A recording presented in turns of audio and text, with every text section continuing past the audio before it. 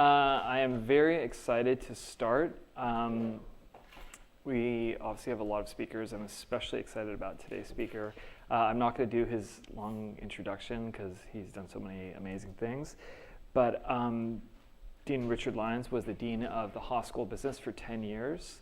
And then there was a worldwide search for the University of California, Berkeley's first Chief Innovation Officer. And after that big search, Dean Lyons was appointed that position. You know what? I'll just let him get to it right away. Go ahead, please. Dean Lyons, join us. Yeah. Thank you. Thank you. Well, we will make this very interactive between us, and we'd like to make it as interactive as possible, across our boundary as well. So I thought I would just say a few things up front, and then we can have a discussion, and if you have questions, just break in. So I was an undergrad at Berkeley, and studied business, got very excited about economics. I come from a businessy family, not an academic family, but Berkeley just so turned me on to economics. My PhD, I went on and got a PhD in economics and became an academic, never expecting when I was young that I would do that. I mention that just because, for all of us, and this is true throughout our lives, not just at your stage of life, but the phrase, you can't be what you can't see, it's just so true. For each of us, there are futures that are going to be available to us, but you can't even really imagine them now. If anybody had suggested that I might be able to pursue some of the paths that I did get to pursue, you can't see them. Neither of my parents had a 4-year degree, so when a faculty member came to me and said, have you ever thought about getting a PhD in economics? This was a Berkeley faculty member. It's like, I'm not sure I knew anybody who had a PhD. This was not a path that I could see. So as you're sitting here in this wonderful program and thinking about where is it going to take me, you're still undervaluing the options that you're going to have and the pathways that are going to become available. I just wanted to start with that idea. And then one other quick idea. I got to go to industry. I was the chief learning officer for Goldman Sachs in New York for a couple of years. Actually, I came back from that job to be dean here at Berkeley, but it gave me a chance to be in industry. I've been an academic virtually my whole adult life. But seeing industry from a senior level was really a helpful thing, and I think we'll probably talk a little bit about that. Last comment before we start is my favorite question, whether at a cocktail party or just mixing with colleagues and friends or whatever it is this: what's the best advice you ever got? And if not the best, something that's in your top 5. When you ask people that question, if you give them a few seconds to answer, everybody's got a story to tell. Everybody's got a piece of advice, and so that came at just the right time for me. And you don't have to suggest that the piece of advice that was so important for you would be important for everybody, but all of us, and I imagine your mind is circling on that as well. So, part of my answers to some of these questions will be, one of the top 5 pieces of advice I ever got relates to this question. I'll give you one before we start. I was dean, I was new dean, I'm in my mid-40s, and one of the board members for the Haas School, for the business school, who had run many businesses, very senior person, her name is Margot Alexander. She said to me, it wasn't actually at the big board meeting, so she said it to me individually, but she said, yeah, you're our dean now, but don't forget, you're also the chief purpose officer. Part of your job now is instilling a larger sense of purpose in the people around you. Because a number of the people who work with and for you, some of them spend half their time every day processing travel reimbursements, for example. They don't get to see inside the classrooms every day the way you do, or talk to the faculty, or see the research, or see the magic. The idea that they work for this remarkable educational institution doesn't mean they're constantly in touch with why this place matters so much. It's your job to keep them in touch with why this place matters so much. Nobody had ever told me that was part of my job, instilling a larger sense of purpose in the people around me. So when you think about what it means to become a leader or an executive or to do the kinds of things that you want to do, for most of you, you probably haven't thought about your life as including that obligation, that responsibility. But as you get more senior in your life and in whatever organizations you choose to be part of, it will become part of your job description. Now that's easier said than done, but it's a really important thing to think about. So a couple of the other best pieces of advice I've ever received will certainly come up, but I just thought I would start with that question and that particular example. Please. Thank you so much. Okay, so we actually can take questions right there if any of you have any. We have a microphone person. Yeah, jump in if you have any. You got one? Great. Well, starting from the fact that I don't even know what a chief innovation officer do. Good. Could you explain a little bit more about your job and what would be the first thing you will do as a chief innovation officer? Thanks. Important question. Thank you for that. You know, the job didn't exist before, so we're sort of defining the job as we go along. I think the way the campus, I don't know if you've seen, so IPERA, our sort of intellectual property and industry relations office. It's some campuses call it the technology licensing office, but IPERA is the acronym that we use here at Berkeley. They have a graphic on their website that is a pentagon, and it's the ecosystem, the innovation and entrepreneurship ecosystem at Berkeley. It's a really neat graphic. And it's got a lot of points on it. There are like 5 different sectors in the Pentagon, naturally, student-facing and industry-facing and whatever. There are lots of dots on it. But if you rolled back the clock 5 years ago, a third of the dots wouldn't be there. I mean, Berkeley is just a remarkable place in terms of letting 1,000 flowers bloom. A lot of stuff wouldn't have been there, right? So the Skydeck Fund wouldn't have been there. Skydeck would have been brand new, but the Skydeck Fund wouldn't have been there, and many other things. So I'm mentioning this because Berkeley, the ecosystem of innovation and entrepreneurship, and the title also includes the word entrepreneurship, a lot has happened. So the question then is, well, what more needs to happen? Why do you create a job like this? And I was just fine with Randy Katz, who's the Vice Chancellor for Research. He and the Provost and the Chancellor essentially made this job available, but the whole idea was, we're going to try this for 3 years and see whether it works, whether there's really important work to be done. And if not, I think we'll shut it down, and that's fine too. All right, here's the answer to your question. As I think about what so I will have at least 2 direct reports, people that report directly to me. One will be Caroline Winnett, who is the head of Skydeck, so I will be connected directly to Skydeck. Another will be Carol Mimura, who runs this IPERA, so all the patenting and licensing and all that sort of stuff is going to report through here. A lot of industry, corporate relationships, industry-sponsored research, a lot of that stuff comes up through that office. So that's just kind of a technical answer, who reports to you.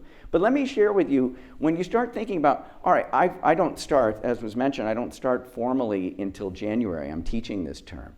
But when I've been doing a lot of sort of listening tour types of meetings with people, and all these fantastic ideas are getting generated. So let me just pitch one to you, one example. I don't know whether this will happen or not. But when we start thinking about, all right, there are a million tactical things you could do as the Chief Innovation and Entrepreneurship Officer. But at the end of the day, it's sort of like, look, I hope there are 3 or whatever the number, big things that I can go after over the next 3 years and hopefully get done. And these are things that wouldn't have got done if this job weren't created. I mean, that's kind of the way I think about it. That's what's going to make me feel fulfilled. So here's one example. This is like not even half-baked. Okay, so I'm sharing something with you that I've shared with certain faculty just to say, does this sound reasonable? All right, so the way I'm going to pitch this idea to you is I'm going to pitch it to you like it's a pitch, okay? So one of the things that as Dean of Engineering or Dean of the Business School, one of the things we do a lot of is fundraising. So we talk to donors all the time. And there's something called the Giving Pledge. I don't know if you've ever heard of the Giving Pledge, but the Giving Pledge is something you can sign. So Bill Gates has signed it, and anyways, lots of people like that have signed it. It basically says I'm going to give away most of my wealth in my lifetime. So somebody who has $4 billion to give away, a lot of the people that have signed it have more than $4 billion to give away. That's 40 $100 million gifts. We would like to help somebody like that. So imagine I'm having a conversation with somebody who could give Berkeley, whether an alum or not, $100 million gift. Sounds crazy? There are a lot of people out there that could do that, but it better be a big idea. So here's sort of the pitch. All right, in my new role, what I'm most excited about, I'm going to use a phrase my kids use all the time. We're going to create a thing. We're going to create a curriculum thing. This curriculum is going to be identity making, identity extending for Berkeley. It's going to get attention in higher education across the country, but let's leave other universities out of it. Let's just focus on Berkeley. So, provisionally, we're calling this curriculum, this campus-spanning curriculum, the Change Maker curriculum. So imagine I'm talking to an undergraduate humanist, classics, whatever the major. And the idea is, we have this suite of new classes, some of them, learning by doing type classes, some of them classroom type classes. One of them is called The Art of Agency. Do you want your life to have purchase on the world? This is a course and a curriculum that's designed to help you do that. We presume that that's part of why you chose Berkeley, because in fact, this has always been Berkeley's persona among the world's great universities. There's another class that's called Becoming a Changemaker, and the first reading on the syllabus is Mario Savio as an entrepreneur. Look, this is what Berkeley's always been about. We know what happened, Data 8 is an undergraduate class that has essentially spanned the whole campus. It's a remarkable data science class. But is it identity making? So when you think about what this could look like, could you imagine a school, not with its own faculty, not competing with other faculties? The design school at Stanford does not have its own faculty, but is connected widely to all of Stanford and is part of Stanford's identity. What if this $100 million gift created the Changemaker School, the C School at Berkeley? What if you're liking the sound of this and you forget that I'm the one who's pitching this to you? And you think, which university is singularly, in the US, singularly positioned to go after this? A lot of people, whether alums of Berkeley or not, would say Berkeley is the place where the Changemaker curriculum should happen. Now, a humanist hears Changemaker differently than an engineer or a business student. An engineer or a business student hears that as entrepreneurship, and that's great. But if you force entrepreneurship as a concept down the throat of the humanist, you will not be embracing the whole university. So it spans entrepreneurship, but is bigger than that. Last comment. I'm still in pitch mode. Last comment. People keep asking me in my new job, Chief Innovation and Entrepreneurship Officer, how are we going to beat Stanford? It's just kind of a natural question for people to ask me. And I think there's only one good answer to that question. You change the game. Here's the thought experiment.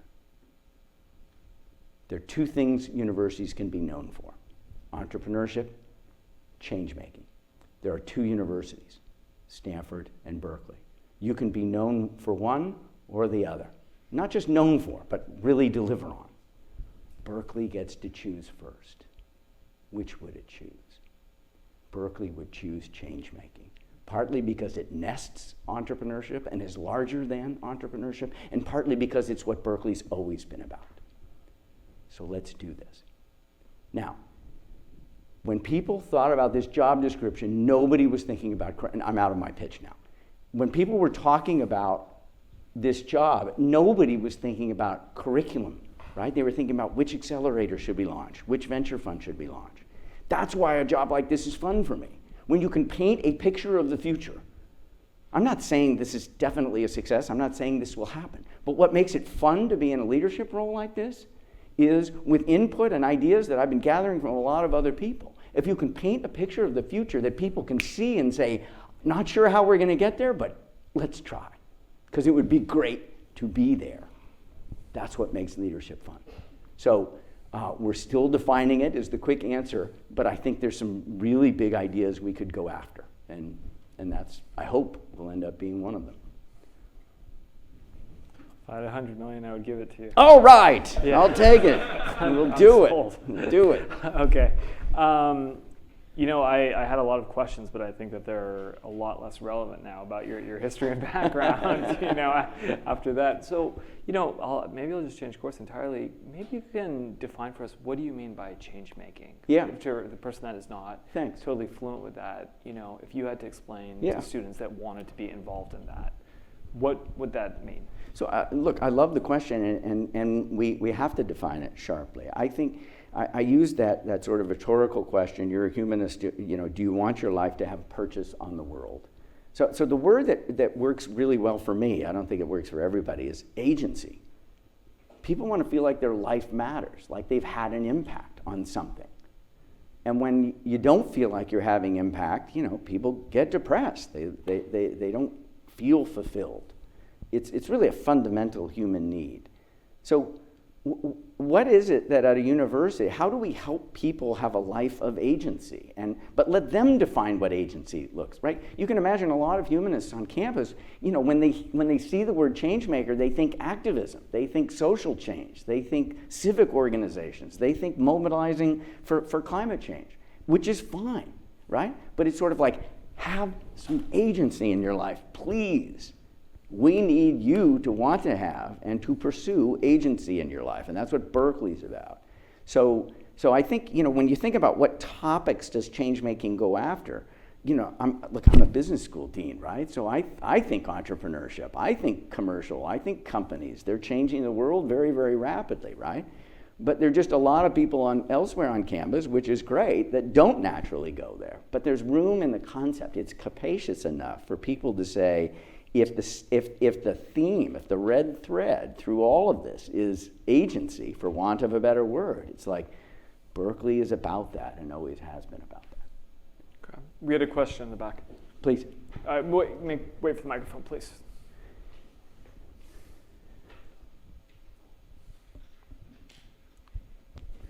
Thank you very much. I just wanted to ask, to add on top of your question, how do you measure change making?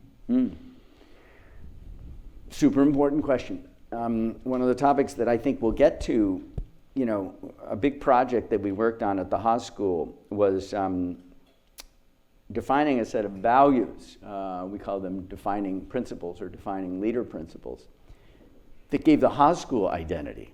And I'm an economist. I'm actually geared to think that behavior comes from incentives, rewards, decision rights, contracts, agency relationship. It doesn't come from squishy stuff like behavioral norms and values, culture. So we went after this big culture effort at the Haas School, spent over a decade on it. But one of the vision statements that we had, I will answer your question, but I just want to, these are good questions and hard questions, but they're answerable questions. And so people said, well, we're putting all this time into defining a culture for the Haas School. We ended up with 4 of these defining principles that we knew many of our competitors would not be willing to write down several of these principles. So in other words, they were differentiating. When you can write something down that's true, or at least aspirationally true, and is valuable and is different, your competitors wouldn't write it down, now you're talking separation. And we wrote down 4 things. Question the status quo, confidence without attitude, students always, beyond yourself, sense of stewardship for something larger, officers eat last, that kind of stuff. So then the vision statement was, we want to be understood externally and internally, but especially externally, as the most defined by culture, hyphens, the most defined by culture business school. And the main industry rag, called Poets and Quants, it's a blog site, published an article written by their journalist, not by anybody at Haas. And in the first sentence or two, it described the Haas School as the archetype of the values-centered MBA program.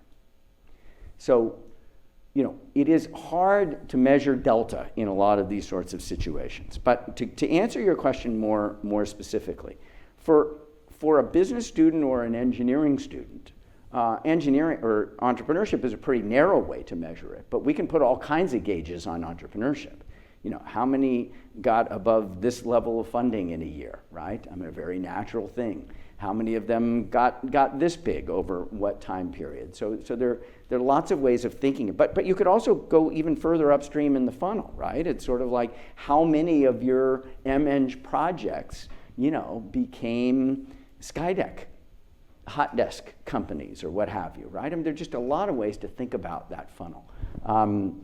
Then, you know, for people on campus, I think, you know, you could actually put it to a student. It's like, all right, you heard this course name, The Art of Agency, and they said, do you want your life to have purchase on the world? Now you define what a high purchase life for you looks like, but let's actually define it in a measurable way.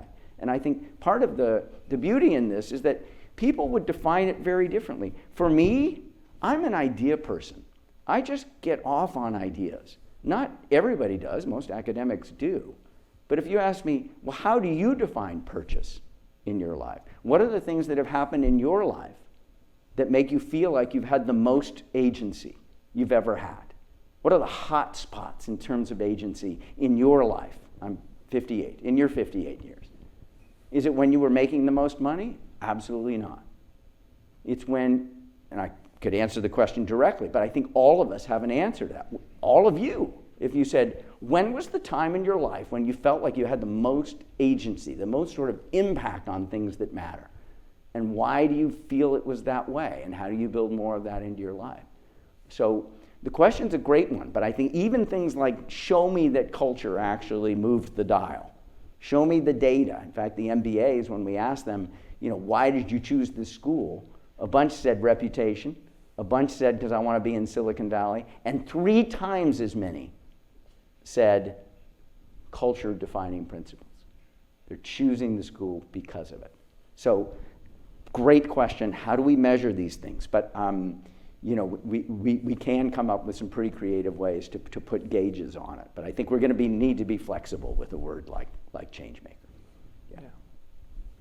Please. I'm also pretty loud. We have people that are listening on a webcast. We're doing a video, so we need, So, hi. Okay, Hey. hi. My name is Daniel Campo. Thanks, Daniel. So I have a weird question. So give me a moment to try to be clear. So you've kind of touched on this topic multiple times as you've been discussing this, but what you've been telling us, the vision that you're talking about with this change maker curriculum is really incredible, but it also seems kind of ambiguous, and it seems like you have formulated your own way of what that might look like. But it's clear that everybody might have a different viewpoint. So my question here would be, when you're dealing with these kind of ambiguous, lofty, but very valuable goals, how do you keep your own bias from kind of shaping it into something that might not be ideal? Yeah, well, that's an important question. There's a field and a toolkit for leaders called change management. So we've all heard that phrase, but it's like a toolkit. Like you can read books on how do you manage change, what levers do you work, what is the toolkit? And one of the things that's really important, because this is a change management task, right? I mean, if we actually thought about this being shot through in some universal way, the Berkeley curriculum, it's like, that's a huge deal. And that's something the faculty decide, not administrators, right? That's absolutely not something I could even choose. No administrator could. That is the domain of the faculty, rightfully. So there's a lot of, people have to want to get behind this. I think the right answer, though, is, and this is part of why I mentioned change management, people want to feel like they've, not just been consulted, but that they've helped shape what this looks like. So when I was talking to, I won't mention too many names because I don't want to, on camera attribute ideas to specific people, but I was talking to senior people in letters and science, in humanities. And they were saying, for a lot of humanists graduating on campus, unlike I think in engineering, definitely unlike in business, their oral presentation skills, being able to stand up in front of a group and command their attention and not just pitch isn't the right word, just influence people orally and have the confidence to do so. Really important for having agency in life. Now, it might just be a team or a group of people, but it's like, boy, you got to get good at that. And there is a skill set. And we have classes that we teach on this. And her first reaction to Changemaker was, I want all of the humanists graduating on campus to have that skill set when they graduate. And way too few have it now. And I thought, great. Not the first thing I thought about. In part because our curriculum already has a ton of that, but it has a ton of that for a reason. It's sort of like, so I think the right answer is, let them design. Once you get anywhere close to the ground, anywhere close to classes and curriculum and things like that, you know, I say, oh, the art of agency. It's like, they might reject that very quickly, right? But you could, I was talking to the dean of education, and we were talking about becoming a change maker in education. All I said was, imagine a course with that title. Could you and your faculty design real content for that course? No problem. And you could take that title and push it into any dean or any chair of a department, and they'd say, I could design a course for that. It's like, you design it. That's not for me to design. So you're quite right. You want people to feel like they have shaped the reality on the ground. And then you're not feeling resistance to change. You're feeling, you know, momentum, you know, wind in the sail, not in your face. Yeah. I'm gonna quickly actually jump in. There's two things that I think that would be good for the class to read after this class, one of which I'll send to you. One is the case that is written about the principles that Rich came up with and disseminated throughout Haas.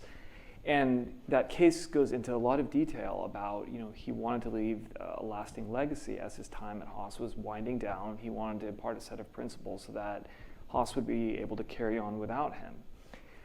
There's a very good book, it's a very seminal business book called From Good to Great by Jim Collins that talks about different type of leadership styles.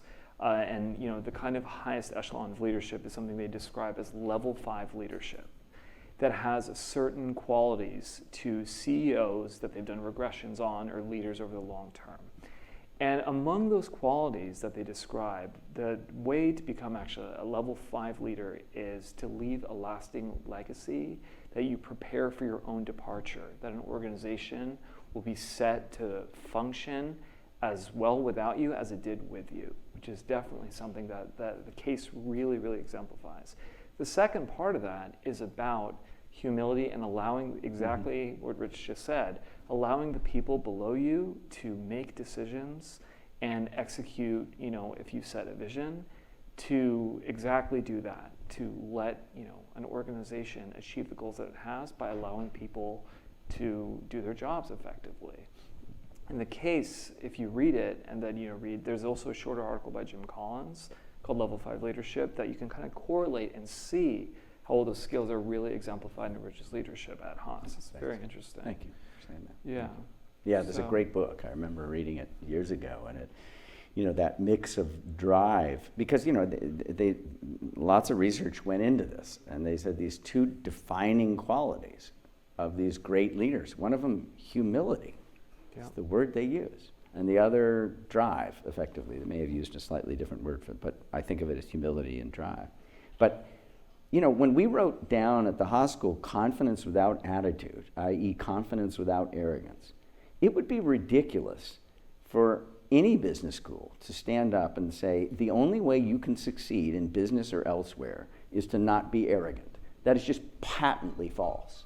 There are a lot of terrifically successful business people and people in life that you would never describe as not arrogant, i.e. they are patently arrogant or with attitude. And so the idea is not that this is the way you must be, but the idea is, no, we're gonna take a stand on something. And you know, part of it is a challenge. Those other top business school deans, are you willing to stand up and say something like confidence without attitude, or whatever you want to say that sounds like that? In other words, imagine we've got 300 people in this room, which is the size of the incoming MBA class at Haas. You're brand new, you've just been admitted, you haven't even decided yet whether you're gonna come. Half of you have decided, half of you haven't. We have an event that's just like that.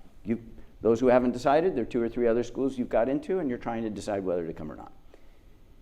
So here's one of the things when I was still dean that I would say to that group. Now, they'd got through the admissions process. They had seen confidence without attitude in those 4 defining principles. They are shot through the admissions process. Here's one of the things I said to them. If you're meeting the people next to you look, these are impressive people. We know that. I'm sure you're excited to be meeting them. But if you're meeting somebody and you're thinking, wow, she's impressive, but how did she get through the confidence without attitude interview? And then they sort of titter. But I said 2 things. 1, let me know. And 2, you might not want to come here because it means I'm talking out of both sides of my mouth. That's the moment where you throw the gauntlet down. If 6 people out of 300, if 2% were obvious violations of confidence without attitude, and we can all find people who are obvious, patent violations of confidence without attitude, the students would be like, wah, wah, wah, wah, right? Oh, well, come on, that's a donor's daughter. What did you think I was going to do? That's an alumni son. That person, et cetera. It's like, no, if you're going to put it on the masthead and tell people you mean it, you better walk the walk, because people can tell instantly if you're not walking the walk. So part of this is not just putting shiny words on the wall.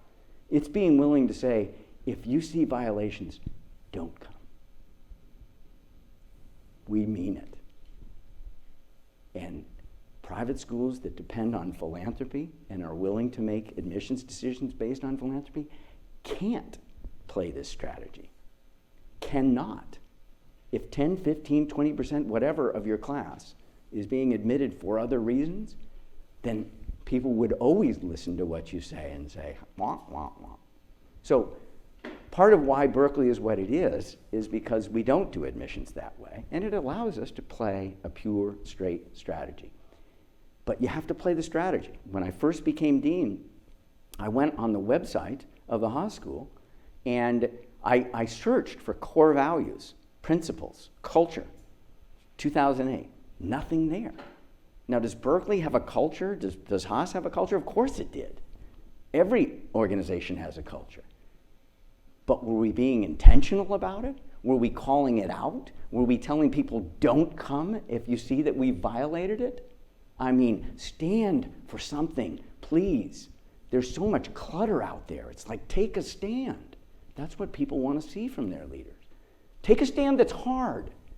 Take a stand that means you're putting a 790 GMAT and saying no, right? It's easy to do stuff that's easy. People want to see you do something hard, and then they'll be behind you. I have questions. I guess I would ask, how would you then, set those values in motion? How would you control for that, right? How can you tell confidence without attitude, right? If you're going to make this transformation of the entire business school, yeah, right? And you have this vision. Great question. I mean, that's a great goal, but how do you put that into a concrete plan? Great question. So, when I think of kind of a culture effort, the articulation, I remember I mentioned I went to the website, there was nothing there, right? So we had to figure out, well, what are you going to write down? So that's like the content of the culture, if you will, and those were those 4 principles that we wrote down. But that's like 20% of the, right? 80% is what we call execution, right? It's like, how do you change? If you just write them down and put them on the website, you change nothing. You actually just wasted an opportunity. How are you going to drive it through what you do in a way that has some traction? Because otherwise you really are wasting everybody's time. So how did we, in the admissions process, get to a point where we could stand up and say, if you see violations, don't come? Well, you'd better have an admissions process that is looking for violations, or you're going to end up having a lot of people not come, because you got to be actually walking the walk, doing the do, as they say. All right, so the quick answer to your question is this. So I'm an academic. I'm not naturally operations oriented, but if you took an operations class, whether it's operations research in engineering or an operations class in the business school, you could think about all of the business processes of any enterprise, a business school, an engineering department, a company, whatever. Business process. How do you hire people? How do you advertise for jobs? How do you interview for jobs? How do you promote people? How do you build your product? All of it, right? Some of them have to do with production. Some of them have to do with people and hiring. Some, your marketing. What does your website look like? There are literally hundreds and hundreds of business processes that regularize what you do, make it more routine. You just have to do that or you can't function. So if we just took admissions now, so we looked at the whole, think about, kind of a square, a map with hundreds, just write out every business process that the Haas School engages in. We did this. And it has to do with staff and faculty and students and alumni and the advisory board and all of it. And then ask, looking at each of those little atoms in that space and asking, could we change that business process to drive this deeper into what we do? Could we change that business process? Now, I'm going to just shine a light on one partition, admissions. It's just one partition in this larger space. And then you look at admissions, you say, we have 6 degree programs. Okay, an even sharper light, admissions in full-time MBA. Well, that's not one business process, it's like 15. We interview every single person that we admit. What does the interview assessment form look like? The people doing the interview are often alums. How do we train the interviewers to ask the right questions? Letter writers, what questions do we ask the letter writers? We changed the questions we asked the letter writers. One of them that got changed was, in the leaders we develop at Berkeley Haas, we value very highly confidence without attitude. And for internationals, we said sort of confidence without arrogance, e.g. confidence without arrogance. Does this person have that? Give us some concrete examples. We changed the website, we changed the information sessions, we changed boom, boom, boom, boom. Changed like 12 different processes just in full-time MBA admissions so that you can get to the end. Now, you will never have a perfect system, but, if we really did something like confidence without attitude, now Berkeley doesn't get this exactly right, but please understand, we're a public university business school. We compete with the most prestigious private university business schools. And Berkeley on average has done better on this count. So we were codifying something we already were known for. Confidence without attitude is not what recruiters were saying about Berkeley. In fact, we got that phrase from a recruiter who said, you know why I hire here? I hire your students because they have confidence without attitude. We wrote it down and we ran with it. So I think if you really are systematic about the business processes that drive real decisions, like who's getting in and who's getting promoted and all that kind of, what's getting taught in the classrooms, that's what you have to do, and you'll never do it perfectly. But if you just come up with the words and then you say yay, it's like, oh my, that's worthless, maybe less than worthless. Yeah, great. Questions, please. So I think that was a really valuable, about how you do it internally, but Yeah. I was wondering if you had any advice for how to evaluate it externally. So say when you're looking at a company that has some 4 set of values, how do you go about evaluating whether you think that they actually mean it? Yeah, it's a super, super question. There's an article that I will send you. If you're interested, you can just reach out to me or one of the leads of the session here. It was written by a columnist. Her name is Lucy Kellaway. She wrote for the Financial Times for many years. And she wrote an article, it was a few years ago now, but she basically said, I had 25 CEOs coming to a conference in London. And I played a little trick on them. This is in her column. She says, I went to the websites of the 25 firms the day before the conference, and I downloaded the core values on the websites for all those firms. Then the next morning, they were all in the room, and I said, how many of you know the core values of your company? 25 hands go up. Then she said, I'm going to put core values set by set, without the company name, up on the screen, one by one. And when your company's set goes up there, you raise your hand. 5 got it right. And the reason only 5 got it right is they were all using the same words. So her point was not that culture doesn't matter, but if you're going to write down, remember I said, if it's true and it's valuable, in the world of culture, those two things aren't hard. I can come up with a lot of words that are true, or at least aspirationally true, and are valuable. But can I write down something that's different? There are so many top business schools, I guarantee you, the dean would not write down confidence without attitude. It would create too much dissonance in the marketplace, even if they wanted to. That's a good thing to double down on. when your competitors can't play the card. So I think, I haven't answered your question yet, but you will see a lot of similarity, sadly, when you look at companies like that. So I think the way to do this would be, first of all, some companies will say, all right, we use the word integrity, but here's very specifically what we mean by it. Integrity would be one of those words that Lucy Kellaway says was on almost everybody's list. It's not a bad word, it's a wonderful word. But if a company says, one level down, boom, here's what we mean by this, right? It's sort of like, oh, okay, so they're clear on this. It's got some signature in it, even if the word integrity doesn't have any signature in it. The way they talk about it does. But listen for that second order signature if it's not in the first order word.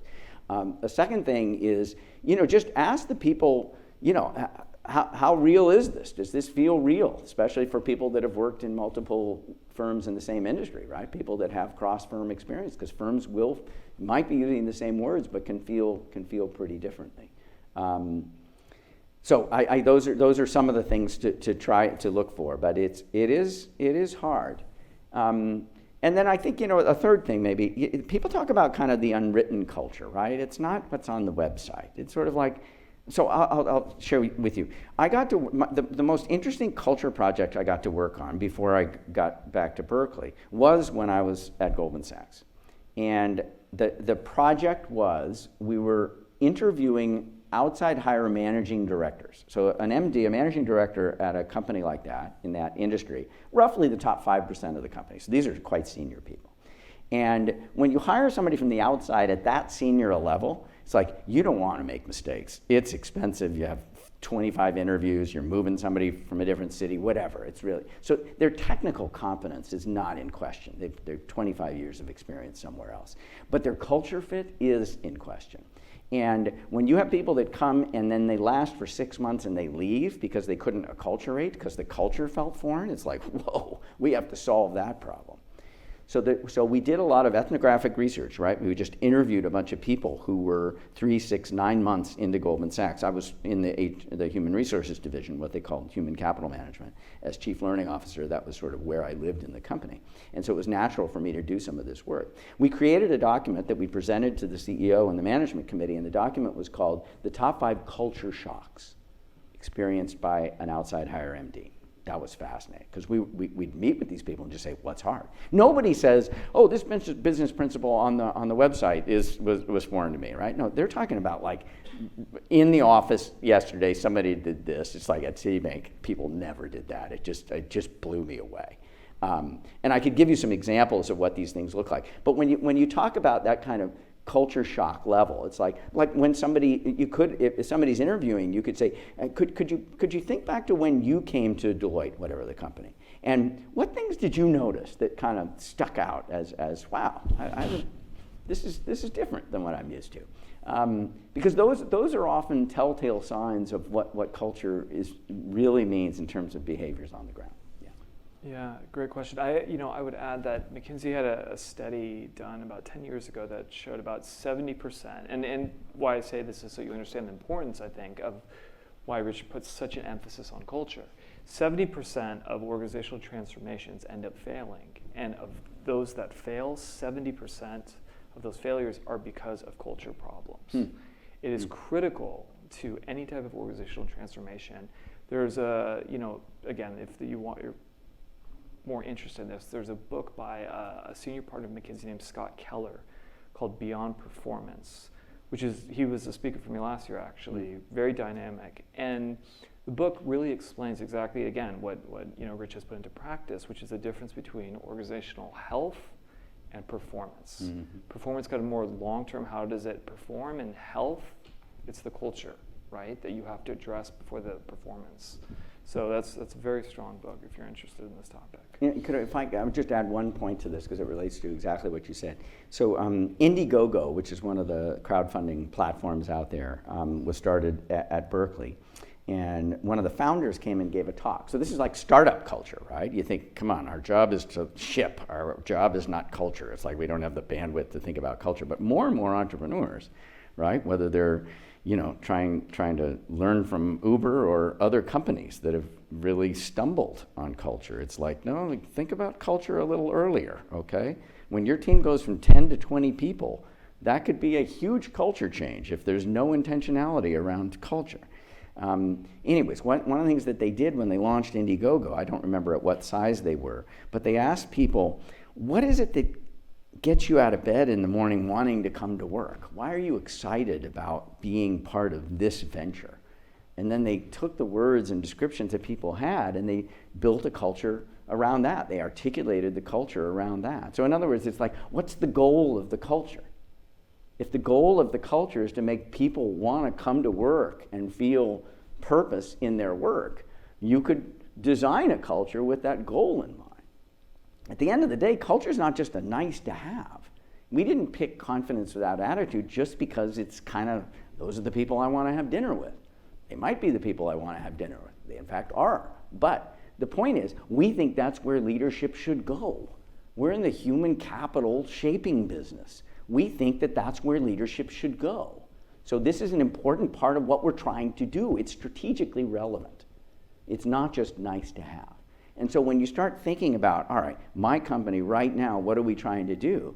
One way to think about articulating culture is to sort of say, what's the goal? And what culture will drive the goal? Then the whole thing kind of lines up in a powerful way, or can, yeah.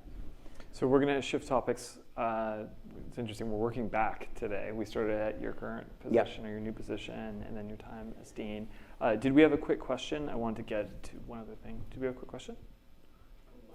Yeah. Nice. Thank you.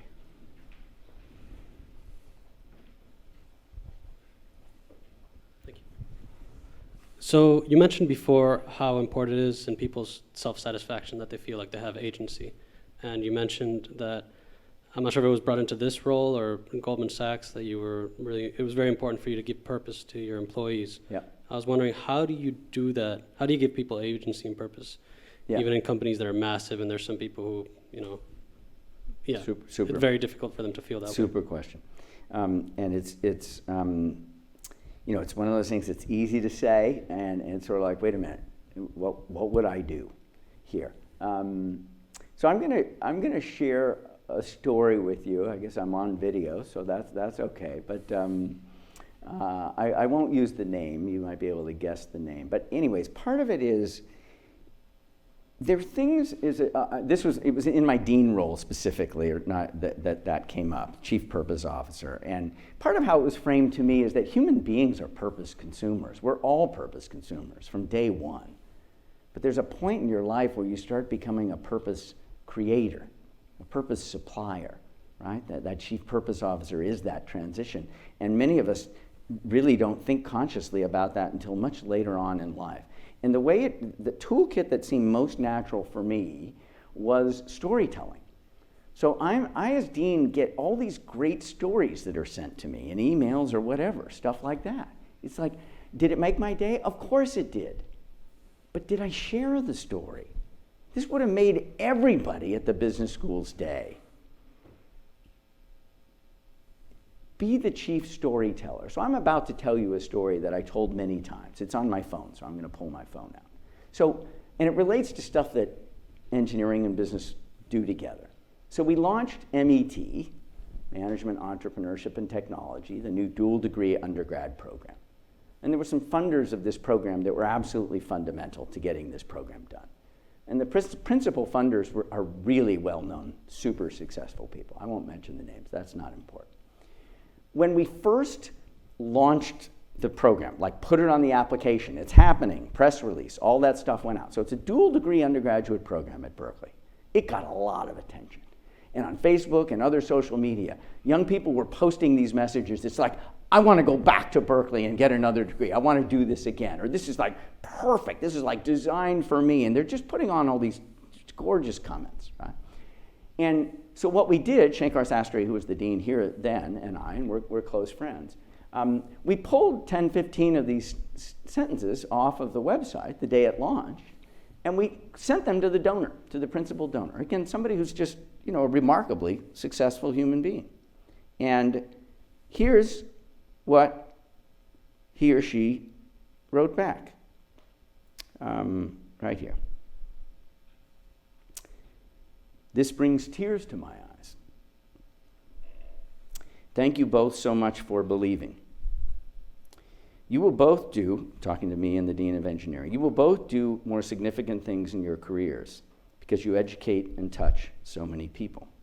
For me, I won't ever do anything more significant and lasting than this. This is forever. Thank you. I told that story a lot of times. I still get choked up telling it. That's why we do this. That's why it's important. We're doing this together. Now, you can tell that story or you can not tell that story. Tell the damn story, right? People want to feel like it matters, and it does matter. But when you're in a leadership seat, you're hearing all the stories. Tell the stories. But also, use your radar. Is this kind of a purpose-creating story? Does this make people feel good about what we're doing here? And if it does, tell it. It's just so easy to not tell the story. So that's my... Any other questions? Seeing smiles around the room. Any questions? Because we're going to... Oh, okay. Yep. Hi, my name's Tim Barrett. I have a question regarding Berkeley's culture to IP. Yep. And any advice you would share with students that had an idea and they're going to negotiate some kind of licensing, or how do you negotiate that whole environment? What advice would you give? Yeah, well, that's a big area, and it's one of the areas that I'm thinnest in. So I have to, as I mentioned, I'm going to work closely with Carol Momura, who oversees all of that and will always know more about. I mean, she's been doing it for over a decade. She's very, very strong at it. IP is a complicated area, as you know. In general, when students come to Berkeley and come up with ideas and want to build a company based on those ideas, the IP is theirs as a general principle. The flip side is if we have a scientist that's using a Berkeley lab, a Berkeley faculty member that produces something in a Berkeley lab, the IP is Berkeley's, UC's, it's the University of California's, period, right? And so those are kind of two polar extremes. Now, you can imagine there's a lot of fuzzy stuff in between, right? So one of the things that Berkeley did very recently, because, and it's sort of a pilot program, I just recently learned about it, but you can imagine we have lots of life science labs. Something gets produced in a life science lab, it's like UC property, period. Lots of companies out there, though, want to do some joint work with Berkeley, but it's sort of like you can't do it if you're going to give away all the IP of anything that gets created if you do it in a lab here at Berkeley. So we've created, with very strict rules, certain usages of Berkeley life science facilities with outside partners that do not involve 100% ownership of the IP to the university. So that's a very special situation. And then the question is, can we define these zones where people can share IP and still use Berkeley facilities? Now, Berkeley has to be very careful about this, right? These are public assets. Those are commercial companies. Let's make sure that we're being very careful about this.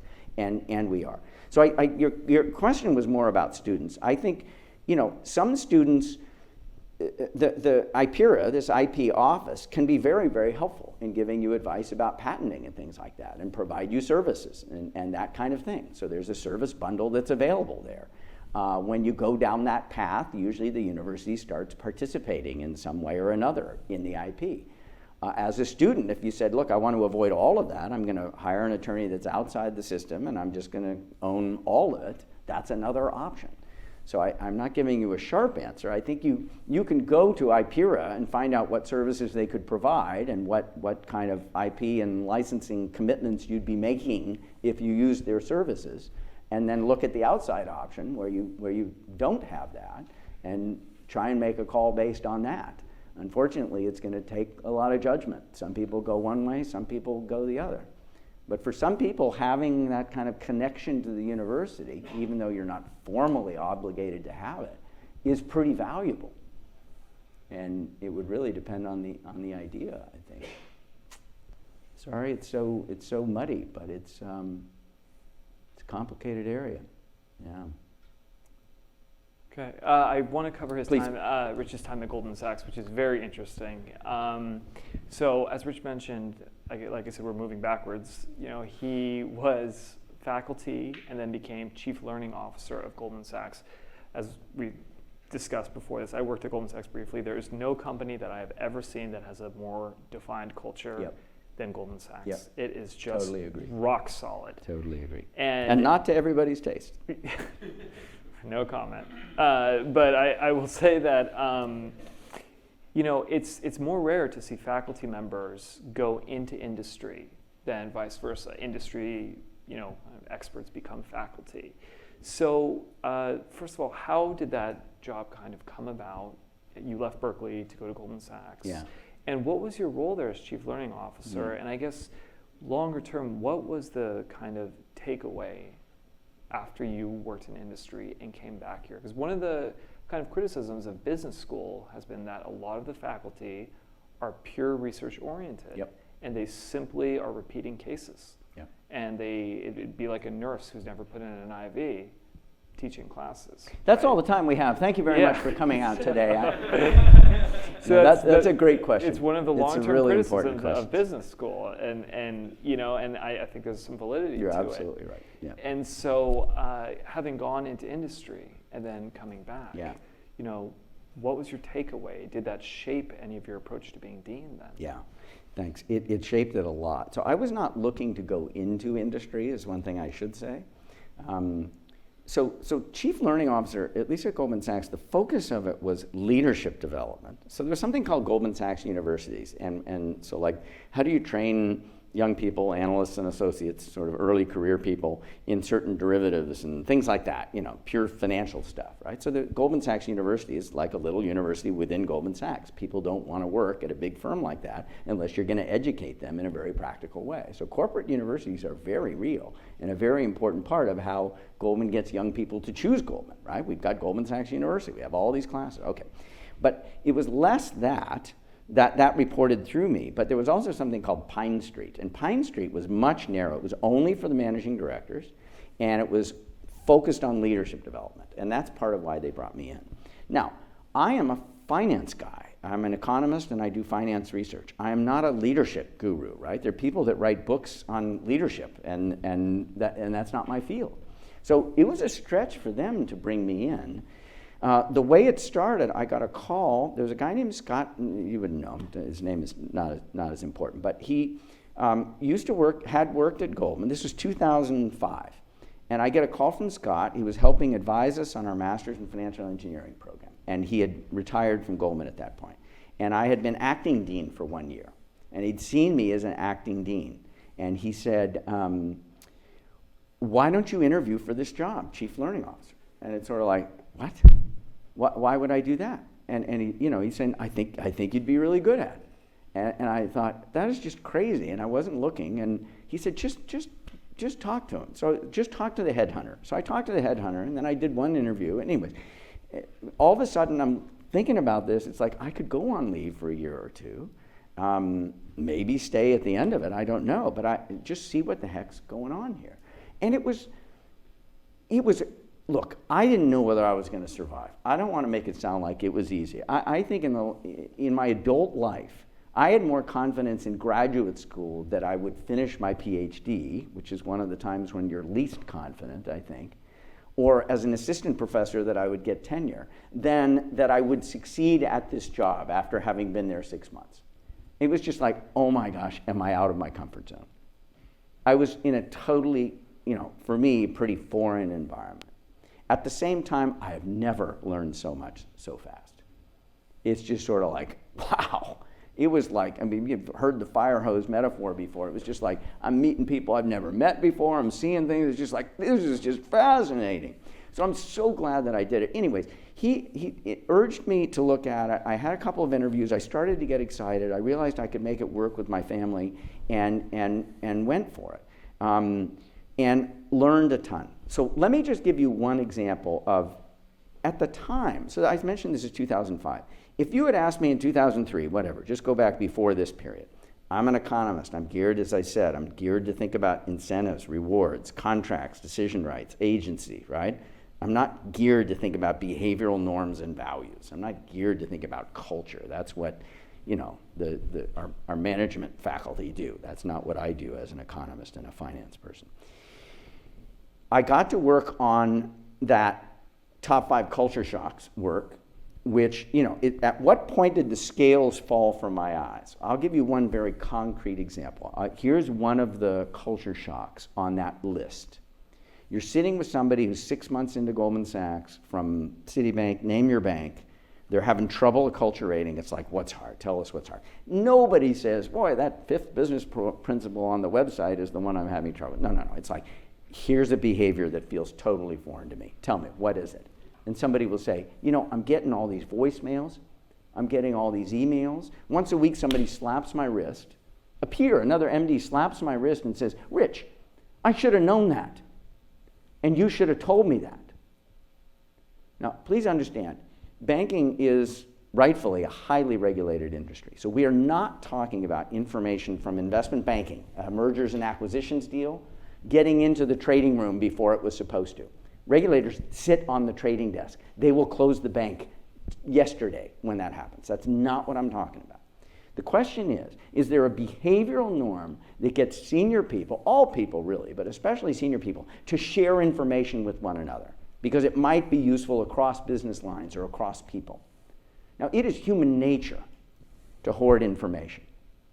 You and I could have worked together for 20 years. We really like each other. But there's certain information I get where it's like, this could be pretty useful to me, and I may not share it with you. In most companies, what you have is what I would call a hoarding equilibrium. People play information close to the chest. It's a human thing. It's not. Now, to get to an equilibrium where people share information, you need to be intentional about that behavioral norm. You need to call it out. You need to hit somebody's wrist. And in fact, I'm oversimplifying a bit, but the 3rd time I make this mistake, you come up to me, you don't say, I should have known that. You say, this really isn't working, is it? And somebody might get the hint that they should leave. They haven't been fired, but they're realizing this is not a cultural fit. Now, if you came from a company where it was hoarding all the way, and all of a sudden you get hit with this, you're going to make this mistake multiple times. Now, here's why the scales fell from the eyes. And here's one of my favorite examples. Thought experiment. There are 2 universes, Universe A and Universe B. Universe A is the existing universe. Goldman Sachs doesn't get that one behavioral norm exactly right, but it's very intentional about it. Universe B is exactly the same as Universe A. It's just Goldman does not have this one behavioral norm. It has a hoarding norm, the way every other company does. Question. Is it possible that Goldman Sachs A is worth 5% more than Goldman Sachs B, or 3, or 7, or 12? Anybody that knows banking or professional services firms say, yes, that one behavioral norm could account for percentages of enterprise value. One behavioral norm. Now, if somebody said I could produce that behavioral norm with the right incentive and compensation structure, I'd say, rubbish. There's no way you could. So that's the point where an economist looks at an outcome that really couldn't be reached with my mental model and toolkit as an economist and realized that is a profoundly valuable behavioral norm. It drives the business and the effectiveness of the company. And I got to see it firsthand. And those are the moments, you know, if you had said to me, if I didn't have the Goldman experience, would Haas have ever gone after a culture strategy?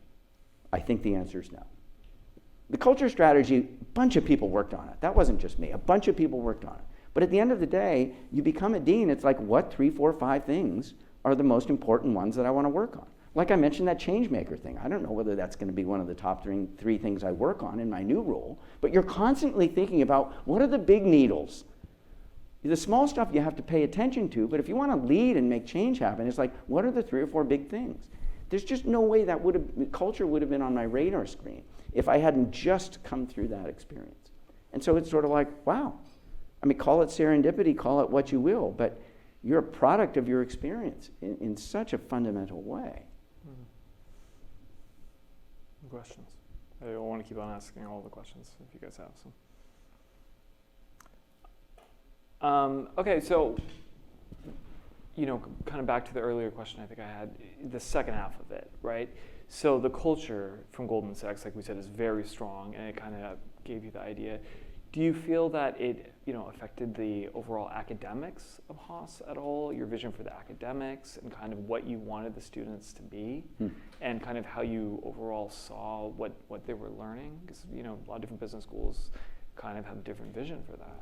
Yeah, I think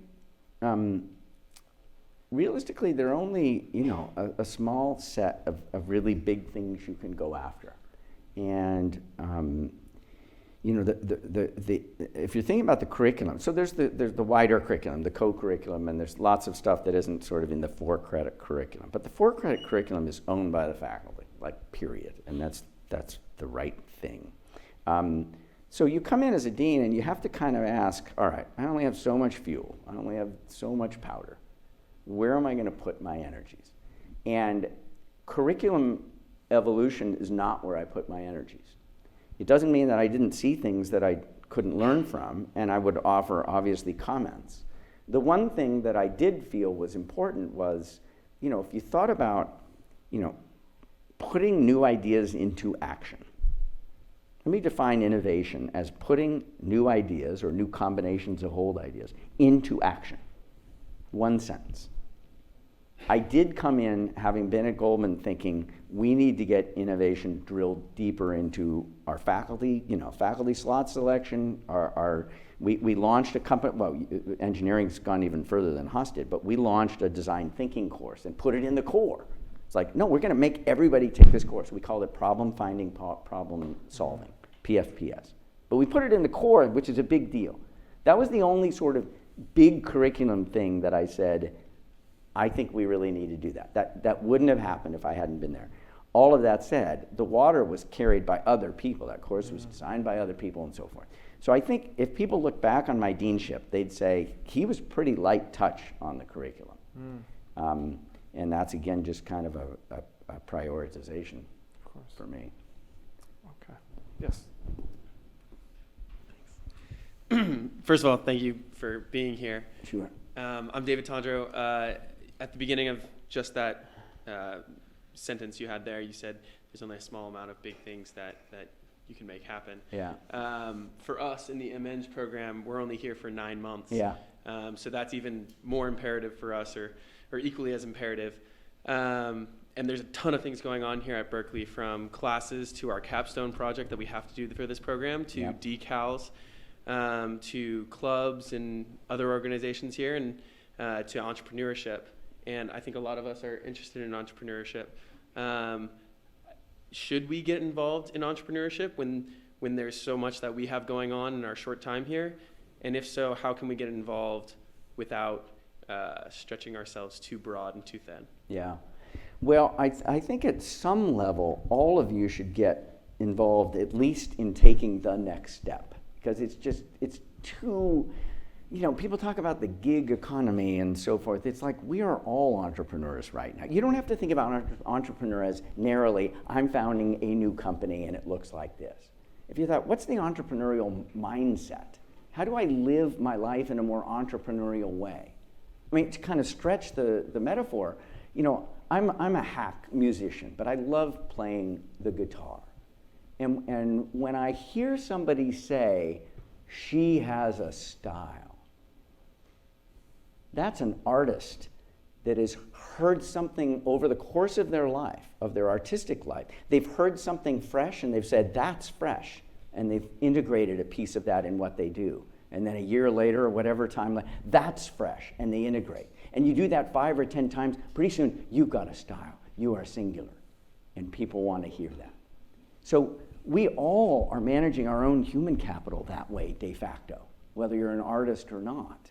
And so I think the toolkit and mindset is going to be valuable for you, even if you know you never want to found a company. I think it's the right way to think about your life. And so the very first steps, there's something called Begin at Berkeley. I don't know if you've seen that website. Go to the website Begin at Berkeley. It's basically just sort of like, it's just so overwhelming. Where do I start? We created Wasn't me. Others created Begin at Berkeley like 2 years ago. It's not, and it's a website that says, are you this kind of person? Here's how you can navigate this website and figure out some resources for you, okay? So it's like got this concierge property built into it. Here's how you navigate because everybody's overwhelmed by Berkeley's ecosystem. It's just enormous, right? So I would start there. There's also something called STEP at Berkeley, STEP, that was started by some business students, and that's a really student-focused thing. It's like very far upstream. How do I start forming teams at the very earliest stages? So there are a number of slice-in points that you should have a look at. And for some of you, it will be like, all right, there are too many other opportunities. I'm not going to go down that path any further. I'm not saying you should go all the way down the path. But please think of that entrepreneurial mindset as something it will serve you forever.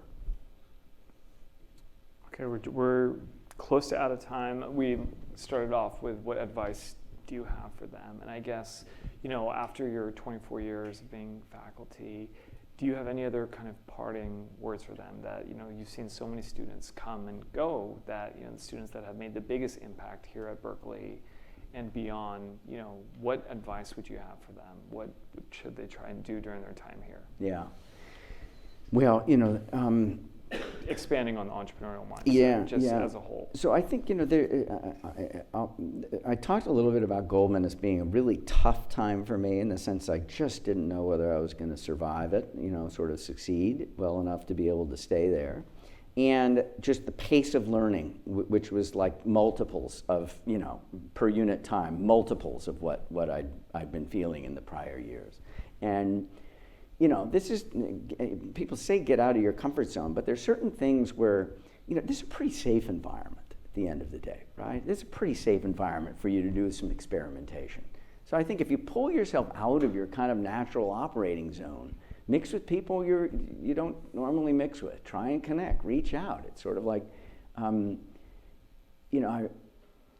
think that's the essence of it. I'll give you a small example. I think once you exercise this muscle, you just get better at it. I mentioned I'll close on this. I mentioned I'm a recreational or hack musician, and I'm really that's all I am. But I really enjoy it, and I realized, what would be really hard for me is to go down to the Berkeley Farmers Market and busk, open up my guitar case, play songs, basically ask people to put money in my case. Now, what's the risk of doing that? It's zero. This is a psychological risk. This is not a practical risk. Every third or fourth Saturday, I'm down there playing at the farmers market now. And I enjoy it now. But the first couple times I did it, it was really hard. When you do things like that are hard, but they're just on the face of it hard, they're not really risky. You get better at doing hard things.